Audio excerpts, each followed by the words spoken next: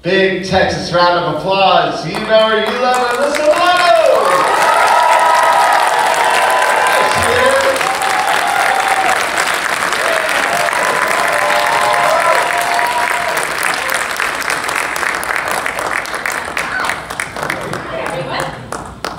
Hello, hello. I feel very tall in the chair. This is great. Oh, I love the boots. Yeah, I figured, you know, when in Rome. Yeah, exactly. When in Dallas. It's so fun. We love having you here, and Dallas is so much fun. Do you get to? Dallas is so much fun. There's always something going on in Dallas, and there's a lot going on this weekend. We saw a breast cancer walk. When we got into the hotel, there was this beautiful wedding that was going on. It just always feels like it's vibrant and full of life, and I mean, go Texas Rangers. Yeah! And I gotta say, go Cowboys too. I know. Yeah, there we go, go Cowboys. Okay. And go Dodgers? Yeah! One guy. One guy. So speaking of vibrant, I love walking around, as I was just saying, seeing costumes, seeing all this stuff. Yes. What have you seen that's like, oh, Well, Elvis is here. oh, where's Elvis? There he is. Oh. Elvis has not left the building. Who else did I see? I don't remember. Are there any Charmed cosplays happening here? Not that I'm allowed to mention that show. You have to beat me every time I say it. You have to go beep. That show, you know. That show, yes. We have to be good though, because Michelle Hurd is here and she's on the SAG negotiating committee. So we have to be good. Yeah, but it is such an important thing for us to, respect the rules and make people and let people know what's going on and understand why things are the way they are. Yeah, I mean, I think if you look at it like what you're seeing throughout the country, where there's corporate greed and very little regard for labor and how hard we all work to put food on the table. It's the exact same thing that's going on in our business. We have these major corporations that feel like they shouldn't pay even background actors money. They wanted to do full body scans of background actors and then pay them only, you know, one day of work and then use their likeness in perpetuity, which is, I mean, if you think about that, it's literally like people will not be able to make a living. And that was what was happening with the writer's strike too. Like, you know, they wanted to use AI to write scripts where there is already content that exists. So it's just, it's hurtful actually. And I'm sure anyone who works really hard can relate to feeling like you're making your company money and they're not sharing in their wealth, no matter how hard you work. And so, you know, there's, much like the country, there's that 1% of our union that are, you know, the George Clooney's and the Will Smiths who are doing just fine, but a majority of people in SAG-AFTRA live paycheck to paycheck, you know, and have a minimum. So that's who we're fighting for, and our fight is your fight. So, you know, I think we all have to stand up against corporate greed.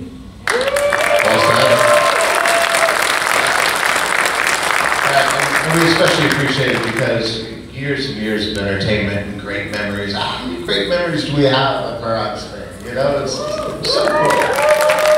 Well, that's the part that's so hard, and that's why I take it personally, because, you know, I wrote this recently in an Instagram post because I don't even know how many characters, how many hours of television I've completed, how many hours of set time that is translated to, and for, you know, a tech corporation to basically be telling us that our work doesn't matter, it's really hurtful, especially when you're 11. I'm like, wait, so I've been doing this since I was 11, and I might not have healthcare coverage, and that's terrifying. Yeah. But it's something that every American can relate to. So here we are.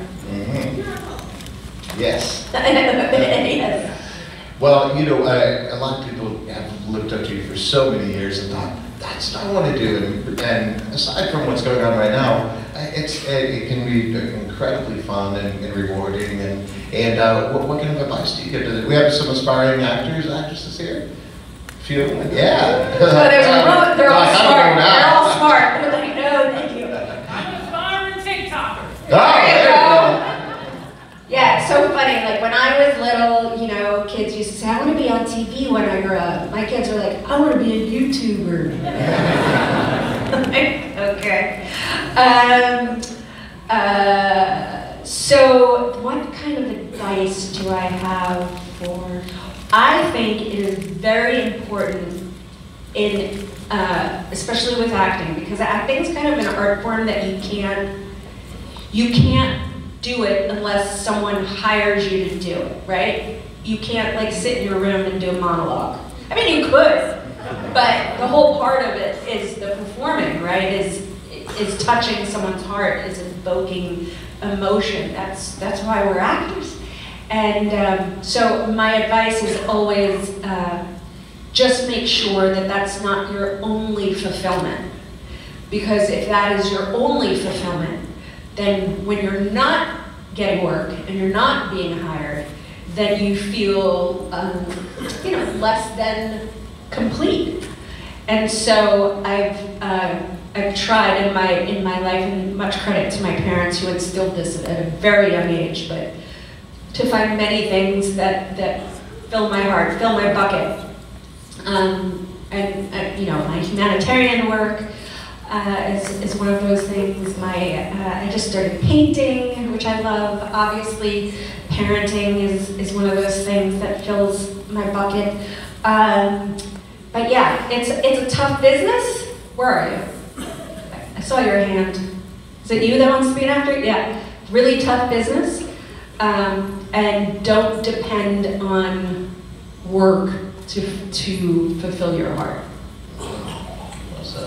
So I co-host a show with Drew Pearson, one of our great Dallas Cowboys, go Cowboys, and he caught the Hail Mary. And we're so proud of him, went to the Hall of Fame, and we love to ask people on the show their Hail Mary moment, which is that moment in your life or career. You decided to go for it and it worked out for you. What do you suppose that was for you? Oh, that show we're not supposed to talk about? Well, everything but the name. Yeah, that's got like the big book. Right.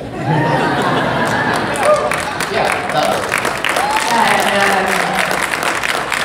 Do you have a cool story about that? Yeah, that I fell in love with the source of all evil. Which, by the way, I just did a con with Julian, and he told me standards and practices. Does anyone know what that is? Like on network TV, they have someone that can tell you what you can say and what you can't say, so it's not offensive to people. And he told me that the original concept, when he first met on the show, he was supposed to be the devil. But standards and practices wouldn't allow the writers to call him that. So that's where the source of all evil came from. And I thought, wow, that's so literal. But yeah, so that show, what was the original question? Oh, sorry. The moment you just had to go for it. Oh, yeah, so that show I did, right? I got that offer after I did Melrose Place with Aaron Spelling. And so there was an actor that was originally on the pilot of Charmed. Her name was Lori Rom, and she fell out after the pilot was picked up. So Aaron called me and said, you know, we lost an actor, and you know, it starts work on Thursday. It was like Monday. And now I had the benefit of watching the original pilot because it had already been shot. And I just thought, oh my God, this show's a hit. Like I knew it.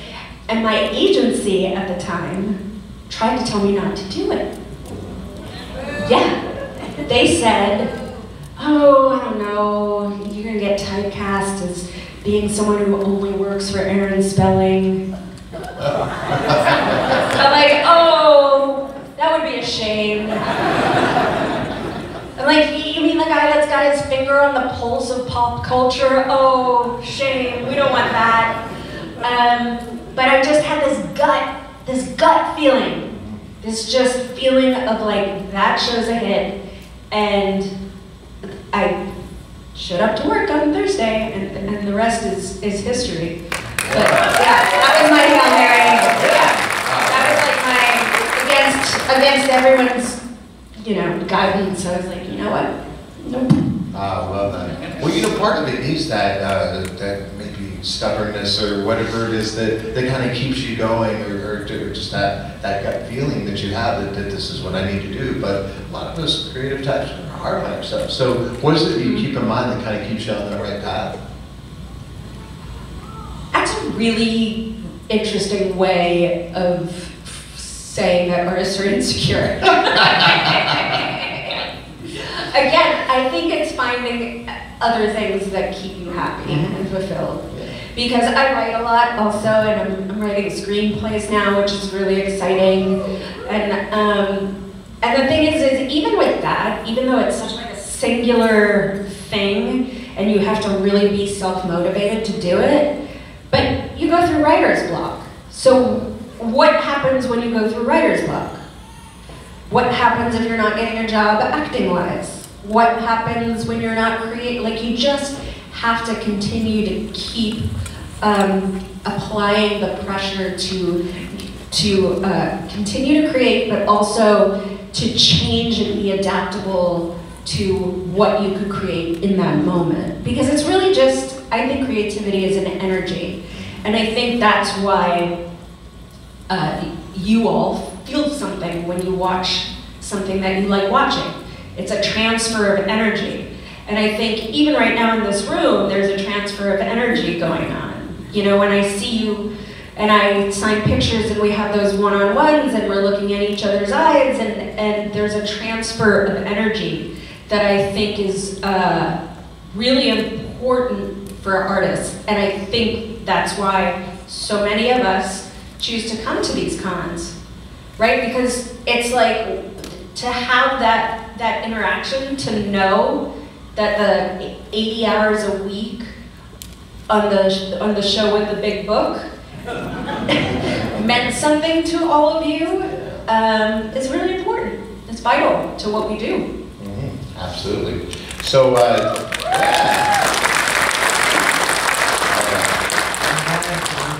Oh, thank you.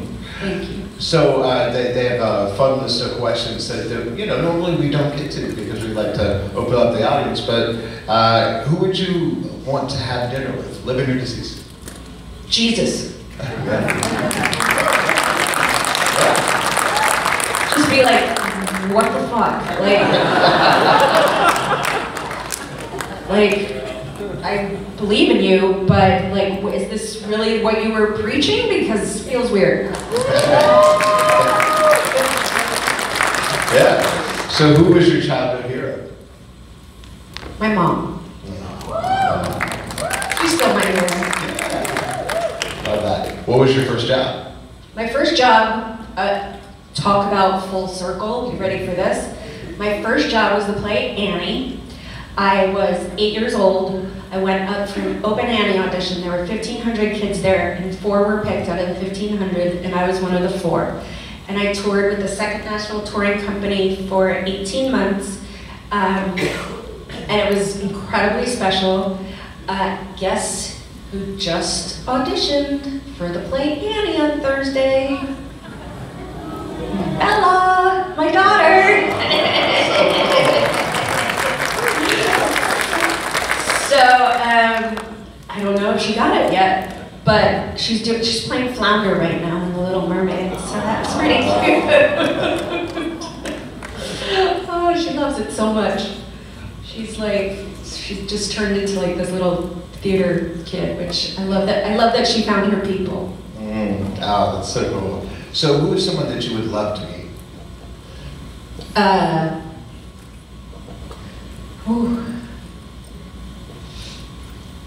Someone I would love to meet.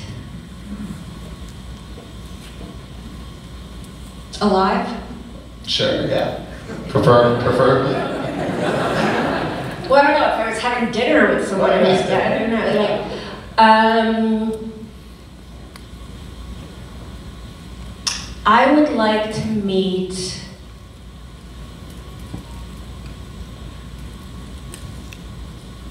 Malala.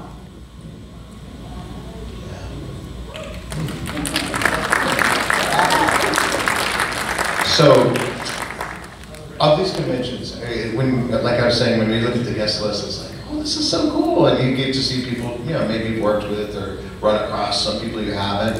Is there anybody from the show you're just like, oh, that's great? I'm excited. Well, I got to see Michelle Bird, who I love so much, and Mira is here, whom I also love so much. And Steve, who's my agent, he always has like the greatest people who are his clients, so I always look forward to like who of his clients will be here, because we usually get to have dinner or whatever. And so my trip to Australia, I met Michelle Gomez, who I love. Oh my God, that woman is amazing. So yeah, I mean, it's always fun. So what's been your most memorable convention experience? I think the last one in Paris, because it was me and Julian, and we hadn't seen each other since the day we wrapped. We talked, I mean, mind you, when we wrapped, like Facebook wasn't even a thing, right? So like when you texted, you had to like flip up the phone and press the 3 like 4 times to get the letter. You know what I mean? So like we weren't texting or anything, so it was very hard to keep in touch. And so just to be back with him and to to be back with him and be older and realize, I realized why the Phoebe Cole relationship meant so much to people, because it's like we never left each other's side. It was like laughing and just like we never left. And so that was such a great experience. And to see everyone's faces, with us being together was great. And I got to meet his wife, who's just so lovely, and we got to talk about our kids and do all the things. And I love him very much. He's a really good one. So if you could dress up, and do some cosplay, what would you dress up? Ooh, I like this question. Yeah. I like this question. Yeah. I mean, I couldn't do Phoebe, that would be too on the nose, right?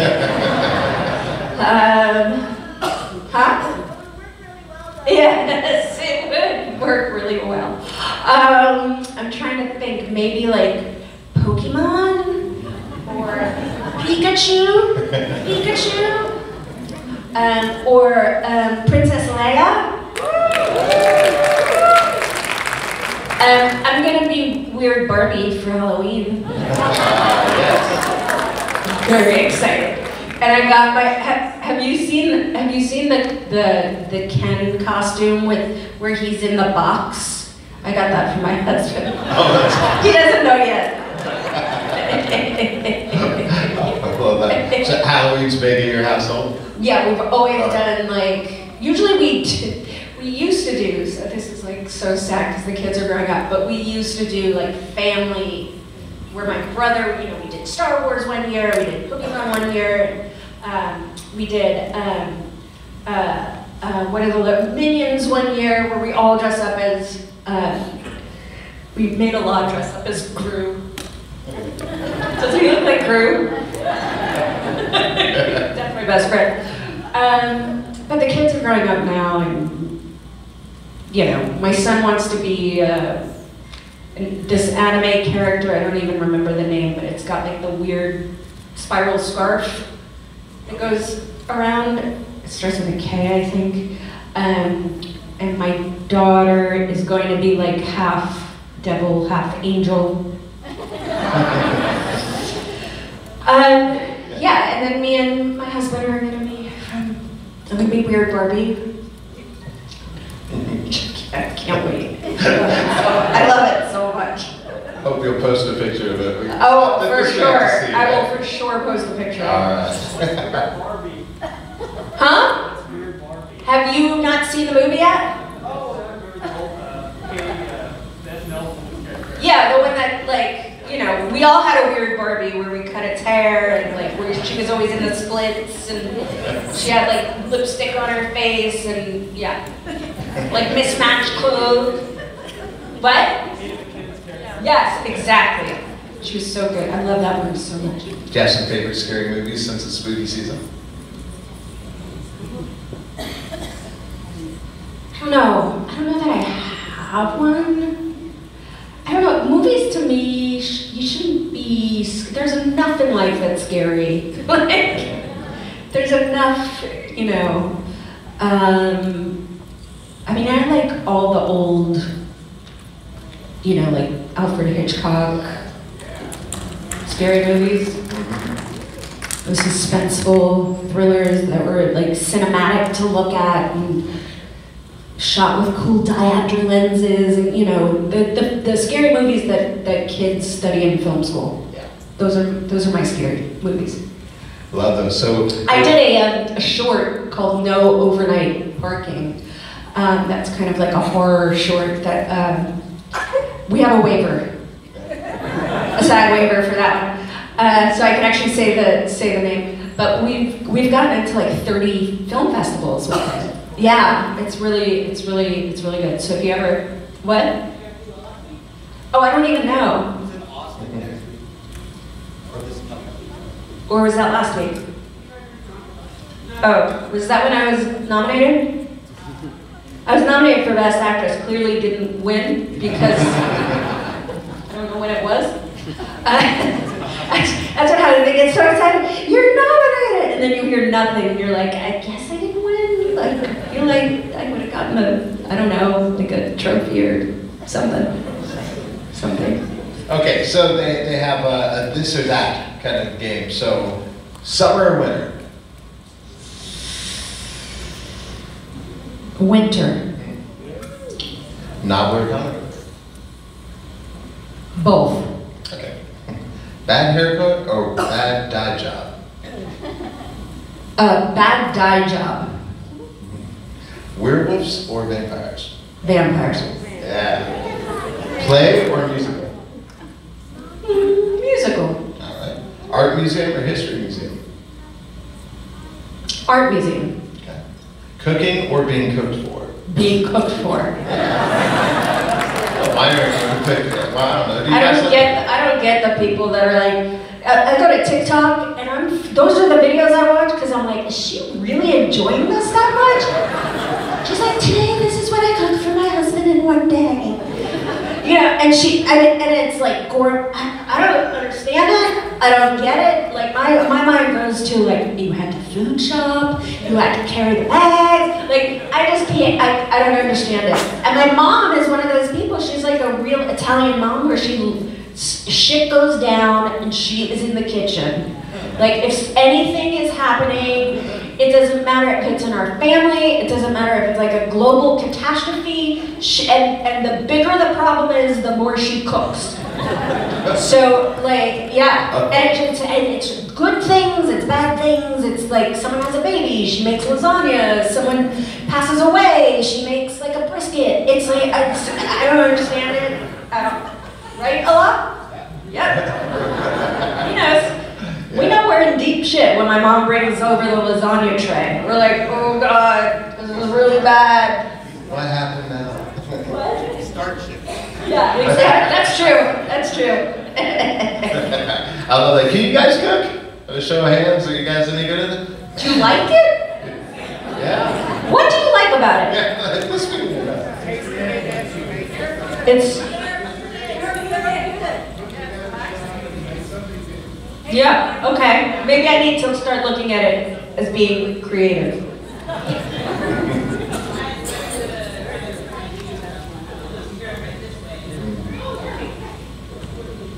Yeah, well that's also a gift because you're teaching people that you could eat plant-based and it can actually taste good. What, someone was yelling what they look? Relax? Okay. Stressful to me, I heard it. My husband out of college moved to Lake Tahoe, and in order to make money, he did two things. He became a ski instructor. Also, like, I don't get it. I don't get it. There's so much schlepping that and you go down the hill for like 35 seconds, and then you gotta thing, and you gotta pop off the skis and like put them up, and then get the little thing. Oh God, the little thing's coming. Here we go. You gotta like, no, thank you. Nope. So he did that, and he cooked for money. So he is an amazing cook and really enjoys it. And it's so great for my kids to see him. You know, he makes them breakfast, a hot breakfast every single morning. Wow, sounds amazing. Yeah.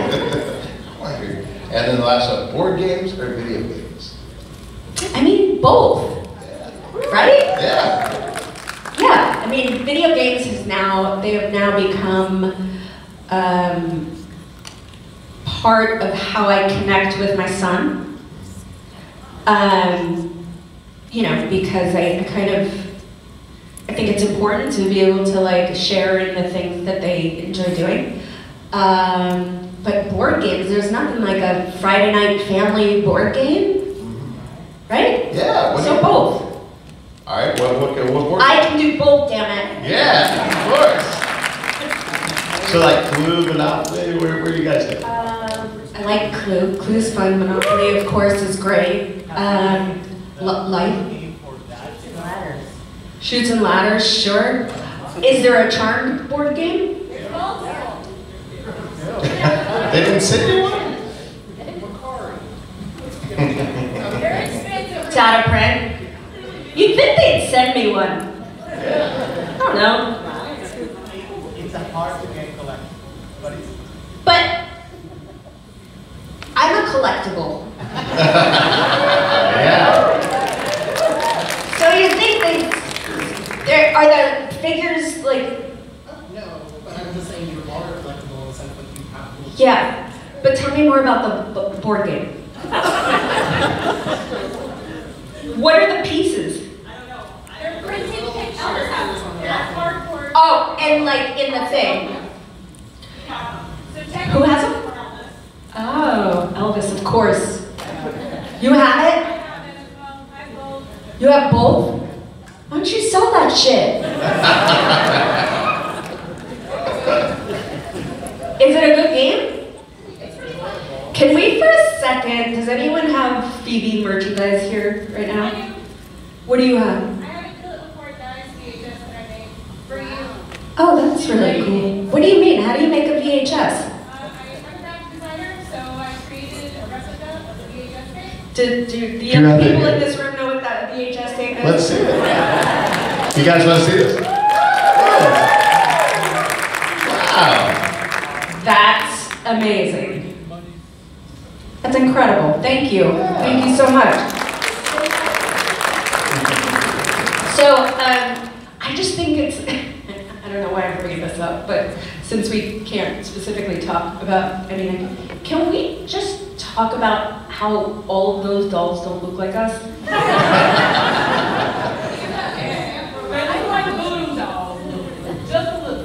I cannot even believe that they thought, yeah, this looks just like Phoebe. That one I signed today that's in the action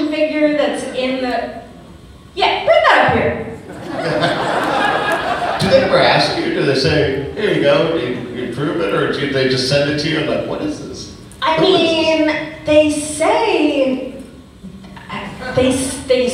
that we approve them. Mm-hmm. There's no way that I approve this. I think they can see this on the screen, right? Where's the camera? Is that you? Oh. Okay. Can you guys see this? These are the new ones? Oh. These are the new ones. The new and approved. Can you all see this? Is this on the big screen? Is that the weird Barbie? Yeah, exactly. This is a weird feeding. This is a weird feeding. Wow. First of all, my arms go down to my knees. I just don't understand at all. She's not leaving the stage. She's like, I want my dog. Yeah. So weird. I mean, it's amazing. Okay, you can have this back. You should pass it around though so people can see it. Is there anything like that you collect, or when you come to these shows, do you pick up anything? I have some things that I, like special things that fans have made me or brought me that I put in hope chests for my kids. Oh, that's so cool. Yeah, and then I figured they could fight over it later. Yeah. When they see the action figure, they're like, oh. Yeah.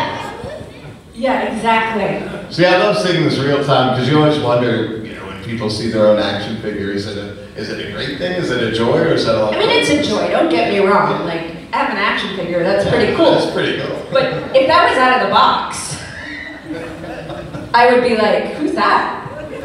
Right? Like, that doesn't look, I don't know. I love it. So It's like Phoebe outfit with Sam's hair. I love it.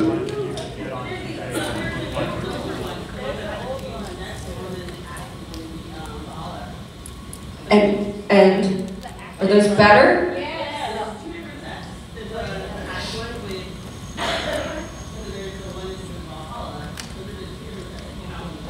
Oh, I bet the Valhalla one's good, right? The hands broke off. See what they do? That sounds like a choking hazard. And I love all the questions that we always hear. What are the things that people always want to know from you when they see you at these shows? It depends on like what show they're referring to. I always get, this is so random, but when people bring up Commando, they want to know what kind of sandwich I served Arnold Schwarzenegger in the beginning. When I bring them the plate and I'm like, here come the sandwiches. They're like, what kind of sandwich was that? So random, it was bologna. I love that. And I know you have you always take good memories from you know, from all these convention appearances, and you know, you said the last one was great, but is there something so far this time you're like, this is great, I'm always going to remember this? Maybe some. Well, my friend Jessica, who's in the front row here, who travels to see me where I am, and I have so much appreciation for that. I love you too. Jessica brought me my own set of pins for this. So that is very sweet. But we have, you know, I have a group of diehards. People like Elvis, people like Christina, so many people who have been so wonderful and supportive to me, not only throughout, you know, my acting career, but also, you know, really embraced who I am as a person, and that means so much to me. So, yeah. Yeah. Well, yeah. Well, and you know, so you do a lot of good charitable work. Like, let's talk a little bit about that. Well, when I was 15 years old, there was a little boy named Ryan White who was HIV positive and was kicked out of school because in the 80s, there was a lot of fear around HIV. And much like now, they use that fear against people. And he was kicked out of a school because the superintendent said that you could get HIV/AIDS from casual contact. I was 15, so this was the 80s. And he and I were introduced, he was a big fan of Who's the Boss, and we were introduced through Elton John. And we hit it off immediately. And I think I could just relate to the fact that he was made to feel othered. And because I was a different child as well, you know, working at such a young age, I got it. And so he and I formed a really special relationship. And a little bit before he died, he called and asked if I would go on TV with him and kiss him to prove that you couldn't get HIV from casual contact. And so I went on TV, it was a Phil Donahue show, that's how long ago this was, and I kissed Ryan White, and that was the moment that I realized that the power that having a platform had.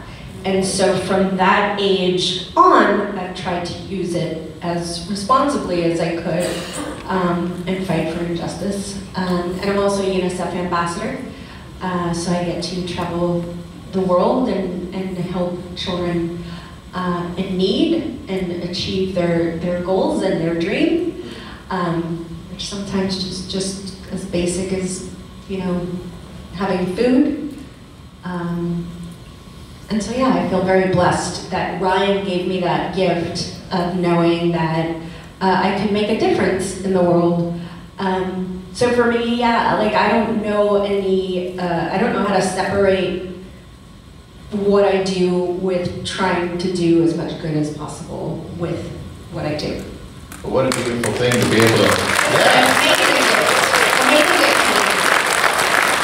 And for someone to be able to leave the world a better place than they found it, that's well, everyone has the potential of doing that. That is true. Everyone. Absolutely. Oh, okay. All right, yeah.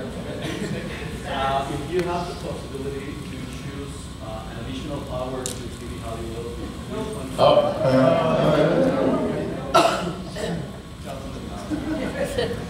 the power to heal. There we go. Love that. See? Right on the heart. All right, so I know we've got to wrap it up, but we have a great tradition.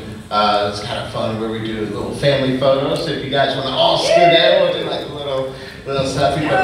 But you have to, and then we're going to give her a great send off. But you guys have to stop by the table, say hi, and just. See, this will go in. And you can ask whatever you want there. Are you guys ready? All right, gonna do count of 3. Everybody squeeze in. Ready? 1, 2, and 3. And one more. 1, 2, and 3. All right, thank you guys. Big round of applause, everybody.